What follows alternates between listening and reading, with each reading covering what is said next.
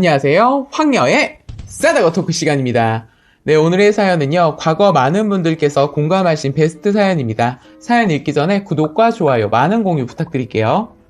저는 결혼한 지 2년 정도 된 30대 초반의 아이 엄마입니다. 아이는 지금 갓 5개월째 돼가고 있는 젖먹이고요. 저는 정말 시댁이 너무 싫습니다. 아무리 생각해도 저희 시댁은 상식에서 벗어나십니다.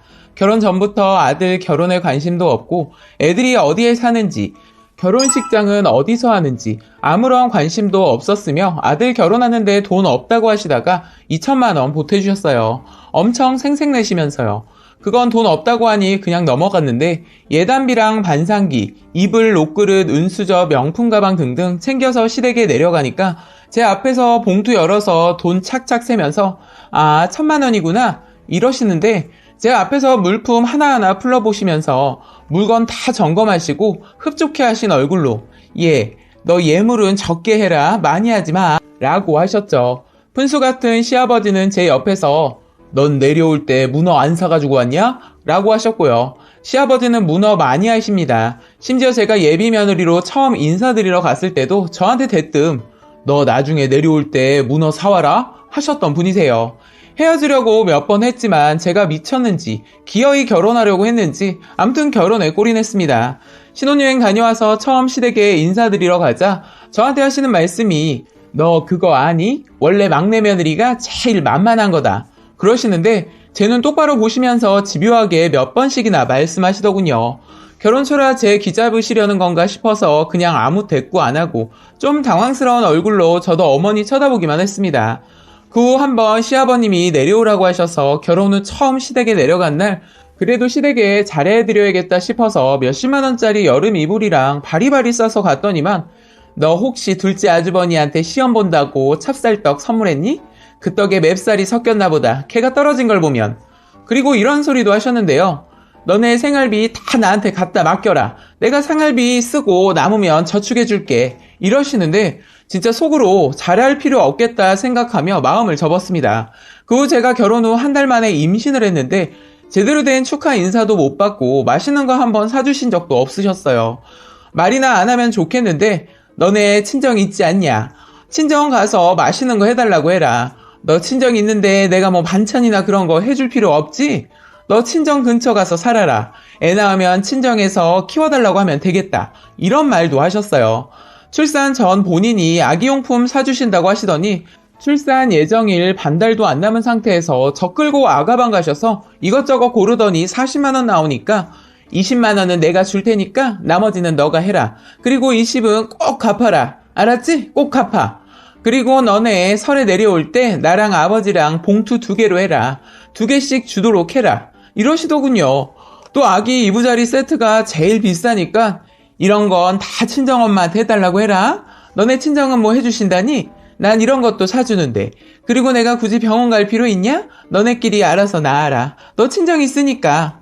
애 출산하고 나서 제 남편이 시댁에 눈치 주고 왜 그리 말씀하시냐 하니 간신히 병원까지는 왕림하셔서 딱 10만 원 놓고 가시더군요. 그러면서 너네 아버지 칠순 얼마 안 남았는데 몇백만 원씩 걷어라. 이렇게 대놓고 말씀하시고요. 가장 하이라이트는 제가 아이 출산하면서 일과성 비노업으로 입원했는데 아이 출산하고 집에 오셔서 제 임신 중에 다이어트 했다며? 그래서 애가 그렇게 태어났냐? 엄마가 정상이어야 애도 정상으로 태어나는 건데 둘째도 문제 있게 태어나는 건 아니겠지? 라고 하시는데 이 말 저랑 같이 들은 남편은 그제서야 제 편 돼주더라고요. 그동안 뒷짐지고 아무런 조치도 못 취했거든요. 어른들께 잘해야 한다 라는 가르침과 대한민국의 며느리는 시댁에 좀 눌려야 하는 듯한 집단 무의식 때문에 그동안 숱한 비상식적인 말을 들으면서 그냥 흘려들었지 제대로 대꾸를 못했는데 아이 관련된 말에 대해서는 도저히 못 지나가겠더라고요. 그래서 어머니께 전화해서 어찌 그런 말씀을 하세요? 아이 가진 어미가 어떻게 지 몸 관리한다고 음식을 안 먹겠어요? 도대체 왜 그러시는 거예요? 라고 했더니 제가 한 말 중에 조금 따져 묻는 기세가 있었는지 어른한테 어디서 싸가지 없게 말을 그따위로 하냐고 하시며 친정 엄마에게 전화해서 당신 딸 가정교육 잘 시키라고 소리 지르시더군요. 친정 엄마는 운전 중에 전화를 받으셨다고 사돈 무슨 일인지 모르겠지만 진정하시고요. 정황을 안 후에 다시 이야기합시다. 라고 하시고 저에게 전화하셔서 모든 이야기를 듣고 난 후에 그렇게 무식하고 쌍스러운 사람들은 처음이다라며 사위시켜서 난 통화하기 싫으니 자네가 알아서 잘 마무리하게 라고만 하셨고 더 이상 통화는 안 하셨습니다. 저는 지금까지 시가와 연락하지 않고 지내고 있습니다. 그 일 이후로 친정에서는 돌잔치에서도 그쪽 사돈하고 같이 앉기 싫으니 너가 조치해라 라고 하는 상황이에요. 물론 그 전에도 친정에서 명절 때마다 선물 보내고 하면 제대로 된 인사 한 번도 없으셨고 저희 친정도 우리가 생각하는 사돈은 아닌 것 같다 라는 상태였는데 시어머니가 불을 지르신 거죠. 참고로 시간은 아들만 셋인데 둘째 형님은 연락 안 하고 내려오지도 않으시고 없는 사람처럼 사시고요. 첫째 형님은 아이 없을 때 이혼하려고 했는데 마침 아주버님이 유학 가시고 거기서 좀 고생도 했지만 아이도 생기고 여차저차 해서 사신답니다. 그 집도 결혼 초에는 사돈한테 전화해서 뭐라 또 했는지 저희 같은 사태가 일어났었다고 하더군요. 형님분은 기가 세시고 성격도 강해서 시어머니도 지금은 눈치 좀 보시고 형님도 할 도리는 하지만 딱 자기가 하는 영역까지만 하고 할 말도 다 하시더군요. 처음에 내려가서는 첫째 형님 하시는 행동을 보고 솔직히 가정교육 제대로 못 받았나 했지만 지금에 와서야 형님이 왜 저리 행동을 하는지 이해가 가요. 그분이야 결혼 6년 차고 외국 가서 하도 고생하니까 진상 시댁이라도 그립긴 하더라고 본인 입으로 말하시고요. 아무튼 전 문제는 아이 때문이에요. 평생 할아버지 할머니 없이 자라게는 할 수 없고 저는 저리 천박하고 상스러운 인간이라 상종하기 싫습니다.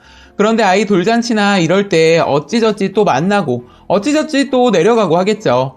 이제 앞으로 그 사람들하고 만나면 어머니하고 관계를 어떻게 해야 하고 또 친정을 봉으로 하는 발언을 할 때마다 어떻게 받아쳐야 할까요? 저 사실 이런 거 잘 못합니다.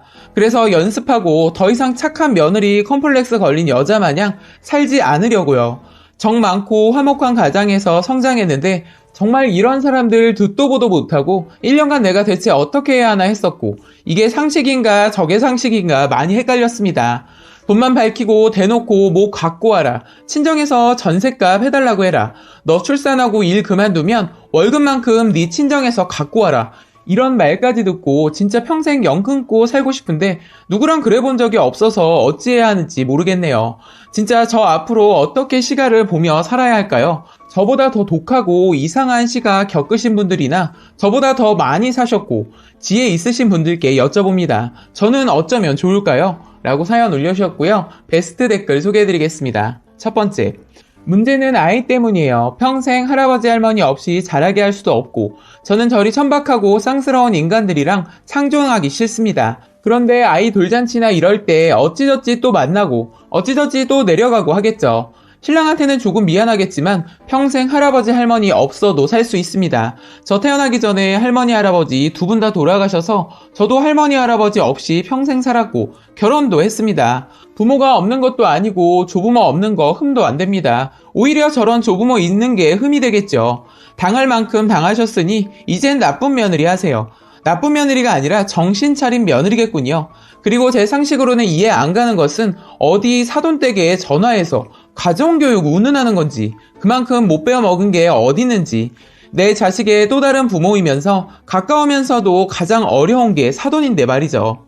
두 번째, 읽는 내내 짜증나고 열불이 터지네요. 오래간만에 제대로 된 진짜 막장 시집을 보는 것 같군요. 그렇게 문혜아처럼 사돈되게 하는 거 하며 아이 관련해서 개념을 안드로메다로 쳐보낸 그런 말하는 거며 찹쌀떡도 완전 어이상실이네요.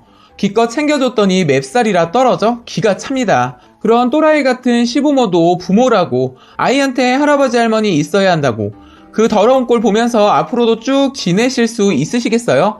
저 할아버지 할머니 외할아버지는 태어나기 전에 돌아가셨고 외할머니도 초등학교 때 돌아가셨는데 살면서 조부모 사랑 부족해서 섭섭했던 적 없습니다. 오히려 신랑 쪽에 꼬장꼬장한 시할아버지 시할머니 떵떵 소리치면서 건재하셔서 저는 차라리 조부모 없는 집에 살길 잘했다는 생각도 했어요. 어쩌다 명절 때 한 번씩 시할아버지 때 가는데 정말 싫기도 하고요. 엄마 아빠 사랑으로도 충분히 아이는 잘 자랍니다. 외할아버지 외할머니 계시잖아요. 그쪽에서 이쁨 많이 받으면 되겠는데 저런 막장 조부모한테 뭘 배우겠어요. 아이 때문이라뇨. 여기서 쟁점은 남편분이 쓰니의 뜻을 잘 따라주느냐입니다. 남편분은 자기 부모라고 그동안 암묵적으로 그냥 무시하고 넘기셨나 본데 이번 참에 확실하게 거취를 결정을 하고 하세요. 정신 제대로 박힌 사람이라면 자기 부모 어떤 인간들인지 확실히 알 거고 더 이상 자기 아내와 아이에게 그런 무개념 인간들이랑 섞이면 안 된다는 거 알겠죠?